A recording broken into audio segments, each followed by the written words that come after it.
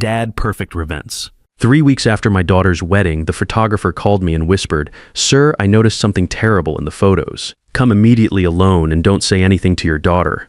My name is Curtis Thompson. I'm 58 years old and I own 3 hardware stores across the Phoenix metro area. I just finished my morning coffee when that call came in. Tuesday morning quiet house, inventory reports spread across my kitchen table. The kind of peaceful moment I'd earned after building my business from nothing over 25 years. I almost didn't answer the unknown number. "Mr. Thompson." The woman's voice was shaking. "This is Heather Brooks. I photographed Stephanie's wedding last month. I need to see you immediately. Alone. Please don't tell your daughter." My grip tightened on the phone. "What's wrong?" "I can't explain over the phone, but I found something in the photographs. Something very serious." The air in my kitchen suddenly felt heavy. "What kind of something?" "Tomorrow morning, 9 a.m., my studio downtown. Please, Mr. Thompson, come alone." Before I could respond, Lisa's voice exploded from upstairs. "Dad, I told you 3 times already, I need that car money. My Honda is embarrassing. You promised you'd think about it today." Shane's laugh rumbled from my living room, some game show blaring beneath it. "I'll be there," I said into the phone, barely hearing my own voice. "Thank you, I'm so sorry, Mr. Thompson. I really am." She hung up. I sat motionless at my table, phone still pressed to my ear, staring at the framed photo on my counter. Stephanie in her wedding dress, radiant. Bradley beside her in his tuxedo. 1 month ago, $45,000 I'd spent on that day. Worth every penny to see my eldest daughter happy. Something very serious in the photographs. "Dad." Lisa appeared in my doorway, phone in one hand, car keys in the other. "Did you hear me? I need money for a new car. The Honda is 8 years old, and it's humiliating." I looked at my youngest daughter, 29 years old, living in my house for 3 years now. Temporarily, she'd said when she moved in after her breakup. Shane had followed 6 months later. No rent, no end date, just constant requests for money. "We'll talk about it later, sweetheart." Later, her voice pitched higher. "I need to go to the dealership this week. Ashley got a new Lexus, and I can't keep showing up in that piece of junk." I turned back to my computer screen. Purchase orders for lumber, electrical supplies, hand tools. Numbers that usually made sense. Today they blurred together. "Dad, are you listening?" "Later, Lisa." She huffed and disappeared. Her footsteps stomped up the stairs. A door slammed hard enough to rattle the windows. The day crawled forward like a wounded animal. I tried focusing on supplier invoices, quarterly projections, employee schedules for all 3 stores. My mind kept circling back to Heather's trembling voice. The wedding had been perfect, hadn't it? Stephanie had glowed walking down that aisle. Bradley had been attentive, charming with the guests. The ceremony at the Botanical Gardens, reception at that upscale resort overlooking Camelback Mountain. Everything elegant, tasteful, expensive. What could possibly be wrong with the photographs? Around noon, Shane wandered into my kitchen without knocking. Never knocked. Just walked in like he owned the place, like he'd been paying mortgage for 3 years instead of living here rent-free. "Hey, Curtis," he leaned against my doorframe. Arms crossed, 38 years old, no steady job, just occasional gigs playing guitar at dive bars. Living off Lisa's allowance, which meant living off me. "Lisa says you're being weird about the car thing." I didn't look up from my laptop. Sales reports from my Tempe location. Good numbers, but I couldn't focus. I said we'd discuss it later. "Yeah, but she's pretty set on it." "Maybe just give her the money, keep the peace." He grinned that lazy grin that made me want to throw him out immediately. Happy girlfriend, happy life, right? Happy girlfriend. He'd never married Lisa. 3 years together, living in my house, eating my food, using my utilities, and he couldn't be bothered to make it official. But he had opinions about how I should spend my money. I stood and walked to my window below. My pool sparkled unused in the Arizona sun. The guest house where Lisa and Shane stayed sat at the far edge of my property. Separate entrance, full kitchen, 2 bedrooms.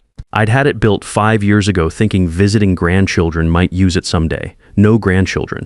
Just Lisa and Shane treating it like their personal apartment complex.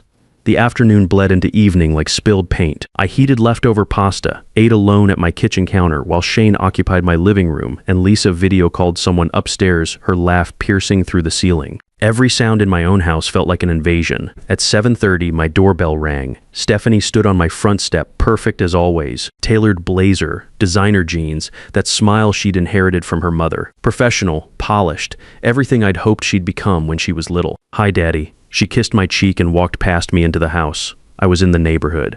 Thought I'd stop by. Scottsdale to my place in Paradise Valley wasn't exactly the neighborhood, but I didn't mention it. She never just stopped by without wanting something.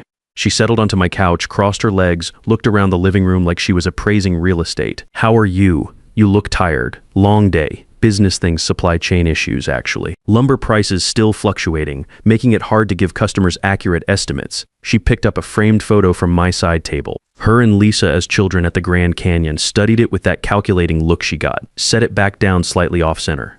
"Bradley and I have been house hunting. We found the most incredible place in Scottsdale. 4 bedrooms, pool, mountain views. Absolutely perfect." I sat in the chair across from her, waited. With Stephanie, there was always a bottom line. "The thing is, we need to move fast. Market's competitive right now. We need help with the down payment." She smiled warmly, that practiced marketing executive smile. 40,000 Jick, you understand, right? After everything you spent on the wedding, this is just completing the picture, helping us start our life together properly. $40,000. Said like she was asking to borrow my truck for the weekend. Something in my chest tightened. That hollow feeling from earlier expanded like a cold front moving in. "Let me think about it, sweetheart." Her smile faltered just for a second. Quick flash of irritation before the mask slipped back into place. "Think about it. Dad, this is important. Bradley and I need to move fast. The sellers won't wait. I need to review some things first.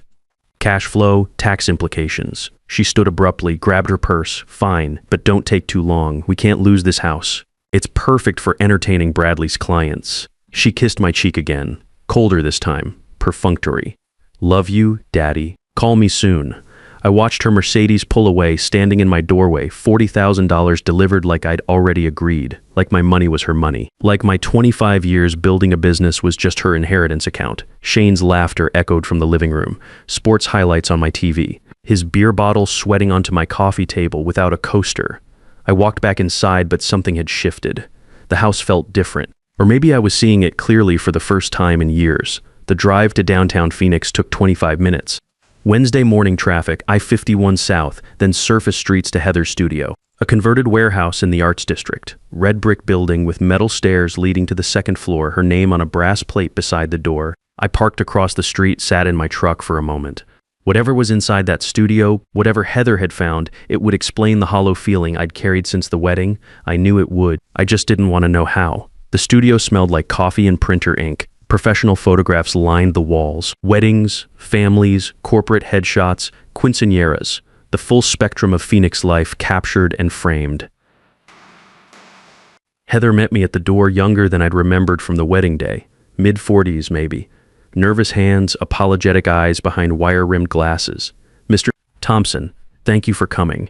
She locked the door behind me with a decisive click. "I have everything set up in the editing room." I followed her through the gallery space to a smaller room dominated by a large monitor and computer equipment. Weeding portfolios stacked on shelves. The window overlooked an alley where morning shadows stretched long and dark. "Can I get you coffee? Water? I'm fine." I wasn't fine. My palms were sweating. "Please just show me." She nodded and sat at her computer. I remained standing behind her chair, close enough to see the screen clearly. "Mr. Thompson, I almost didn't call you. I went back and forth for days. But if I were in your position, I'd want to know. Please understand, I didn't go looking for this." My throat tightened. "Show me." Her fingers moved across the keyboard with practiced efficiency, the monitor filled with images from Stephanie's wedding, the ceremony, my daughter walking down the aisle on my arm, Bradley waiting at the altar in his tuxedo, guests smiling, everything beautiful, everything perfect. "These are the standard shots," Heather said softly. "What you saw at the wedding, what everyone saw." She clicked to the next folder. 2 hours before the ceremony, I was at the venue early, testing exposures, calibrating equipment. There's a service terrace overlooking the main courtyard. I was shooting through a window, adjusting light settings for the reception photos. Another click. The image appeared on screen. My hands gripped the back of her chair until my knuckles went white. Bradley, my son-in-law, in his tuxedo, pressed against a woman with red hair, not my daughter. Kissing her, deep, passionate kiss, his hands tangled in her hair, her arms around his neck. Not a friendly embrace, not a goodbye to an old friend. Intimate, possessive, familiar. How long before the ceremony? My voice sounded far away, like someone else speaking. 2 hours before. The metadata is here. She pulled up technical data. Numbers, timestamps, GPS coordinates. I was testing exposures through a service window. I captured this by accident, but it's real. And there are multiple shots. She clicked forward, different angles. Same scene. Bradley and the red-haired woman locked together like they'd done this 1,000 times before. In one photo, the woman's hand was visible. Left hand pressed against Bradley's chest. Wedding ring, gold band with a diamond solitaire. She wasn't single. This wasn't some desperate last-minute fling. "Do you know who she is?" Heather shook her head. "I don't recognize her from the guest list. I'm so sorry, Mr. Thompson."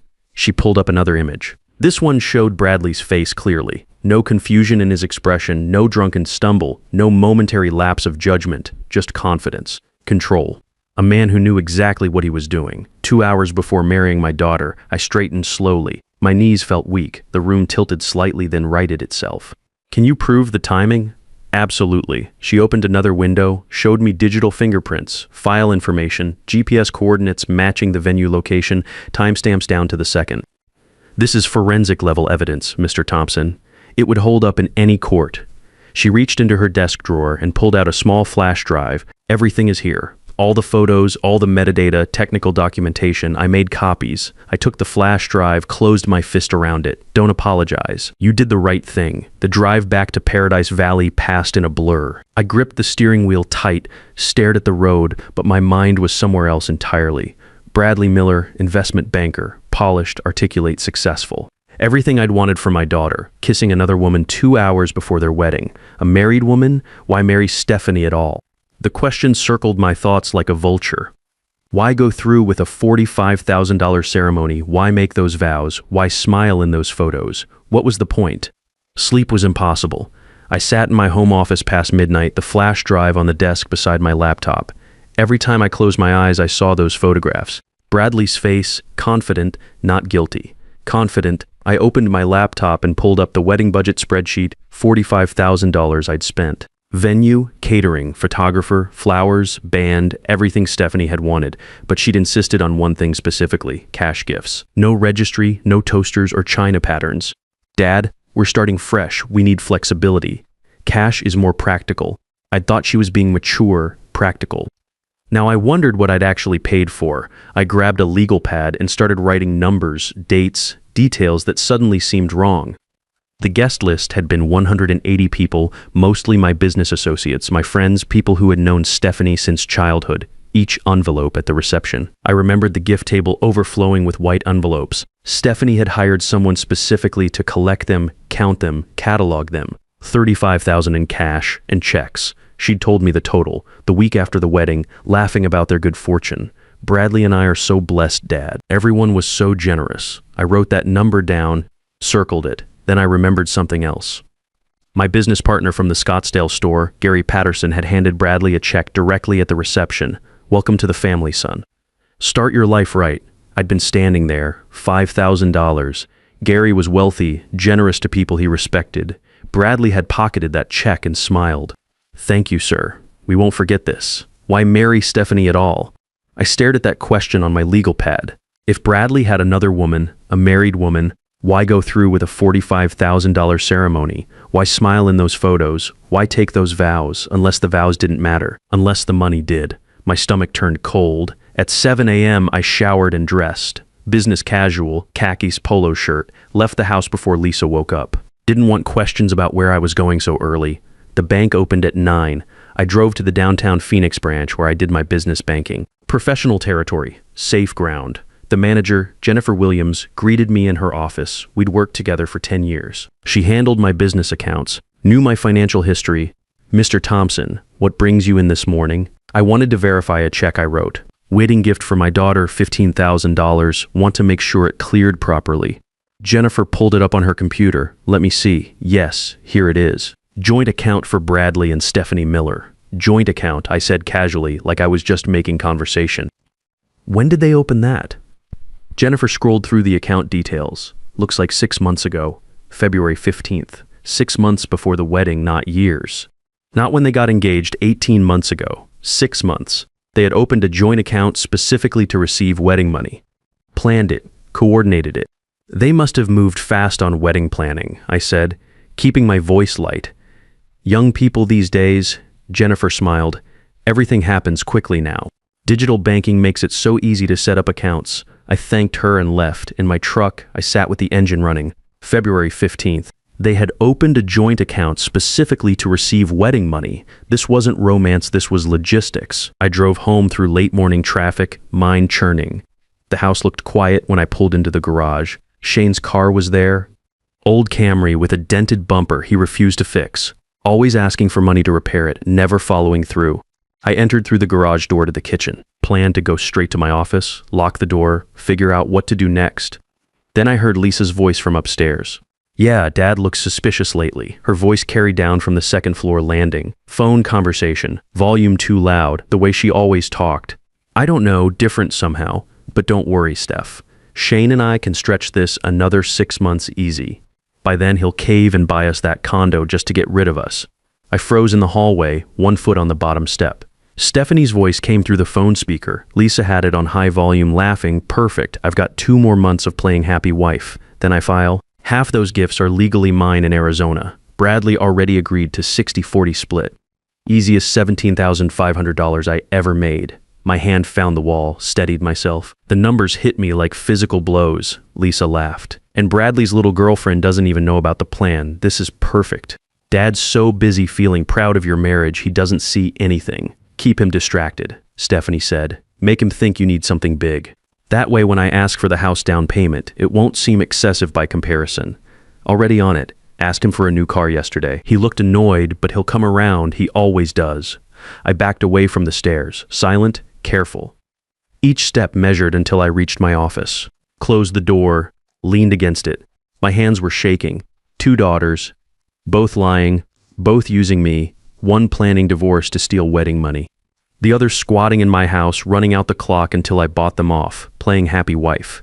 Easiest $17,500 I ever made. I sat down at my computer, typed property lawyer, Phoenix, Arizona. Dalton McKenzie's name appeared 3rd in the search results. 25 years experience, real estate law, family trusts, asset protection. His office had an opening that afternoon at 2 p.m. I made the appointment. McKenzie's office was in a glass building downtown, 18th floor. I arrived 10 minutes early with my manila folder organized like a business proposal. Waiting spreadsheet, flash drive from Heather. My notes from the overheard phone conversation, 3 pages of timelines, quotes, dollar amounts, evidence. His office had floor-to-ceiling windows overlooking Phoenix, mahogany desk, law books lining one wall, diplomas and bar certificates in frames. Mr. Thompson, please have a seat. Tell me what's happening. I placed my folder on his desk, opened it methodically. A month ago, I paid for my daughter's wedding. $45,000. Yesterday, the photographer showed me pictures of my son-in-law with another woman 2 hours before the ceremony. This morning, I discovered my daughters planned this. The marriage was a scam to collect cash gifts and split them. Mackenzie's pen paused over his legal pad. You have evidence both parties intended to divorce from the beginning. I overheard my younger daughter on the phone. Quote, 2 more months and I file for divorce. Half the gifts are legally mine. Bradley already agreed to 60-40 split. Easiest $17,500 I ever made. Those were Stephanie's exact words. I slid the flash drive across his desk. The affair photos are here. Metadata included timestamps, GPS coordinates, everything. Mackenzie inserted the drive into his computer, clicked through files. His expression didn't change, but his jaw tightened slightly. And your younger daughter, Lisa, she's been living in my house for 3 years. Her boyfriend with her. No rent, no lease, constant money demands. Yesterday's phone call, she told Stephanie they'd stretch it another 6 months until I bought them a condo.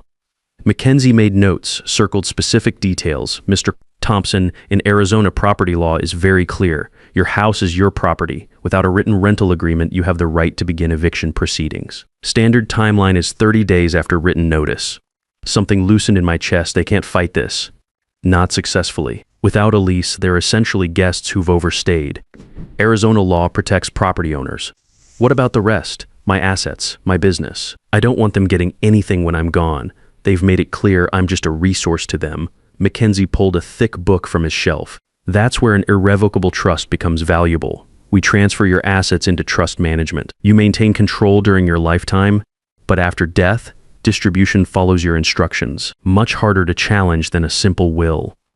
How soon can we start? Mackenzie smiled slightly. Today, my fees for eviction notices, trust creation, and complete asset protection will be $8,500. I'd spent $45,000 on a fake wedding, another $35,000 collected by my daughter and her accomplice husband. 8,500 yet is acceptable. 2 days later, the envelopes arrived. Mackenzie's return address, heavy paper, official seals. I set them on my kitchen table and looked at them until evening. I could hear Lisa and Shane in the living room. Shane's voice carried, excited, animated. Another scheme, another ask. And craft breweries are huge right now, Shane was saying. Phoenix market is perfect. We'd need about $30,000 to start. Curtis would see returns in a year, easy. Lisa laughed.